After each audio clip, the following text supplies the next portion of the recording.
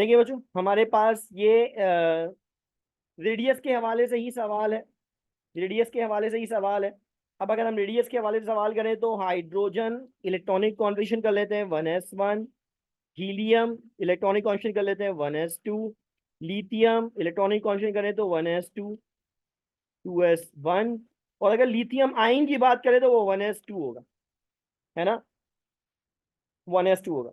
अब हमारे पास अगर हम नोट करें तो ये हमारे पास हाईएस्ट साइज हो गया, और इन तीनों में अगर हम कंपेयर करें तो इन तीनों का हमारे पास जो शेल नंबर है वो सेम है।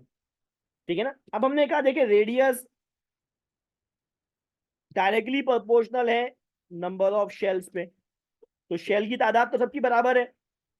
इनवर्सली प्रोपोर्शनल है इफेक्टिव न्यूक्लियर चार्ज के, या न्यूक्लियर चार्ज के, यानी जिसका न्यूक्लियर चार्ज ज्यादा होगा, मानो जिसमें प्रोटॉन ज्यादा होंगे, उनका रेडियस क्या होगा, कम होगा।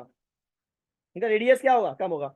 अब अगर ये लॉजिक है तो देखिए हाइड्रोजन का मतलब है H1, हीलियम का मतलब है He2, लिथियम का मतलब है Li3, और लिथियम आयन का मतलब है लिथियम +1, और न्यूक्लियर चार्ज कितना है इसका, 3।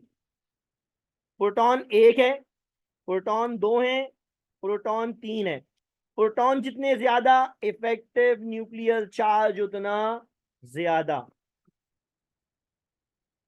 इफेक्टिव न्यूक्लियर चार्ज उतना ज्यादा, जिसका मतलब ये हुआ कि लिथियम आयन, हीलियम और हाइड्रोजन, इन सबके शेल्स तो सेम है, लेकिन क्योंकि लिथियम आयन का इफेक्टिव न्यूक्लियर चार्ज ज्यादा है, मानो प्रोटॉन्स की तादाद ज्यादा है, लिहाजा लिथियम आयन हमारा दरअसल स्मॉलेस्ट आयन होगा, है ना, स्मॉलेस्ट रेडियस स्पेशी होगी। ठीक है बच्चों, समझ में आई बात? Thank you much.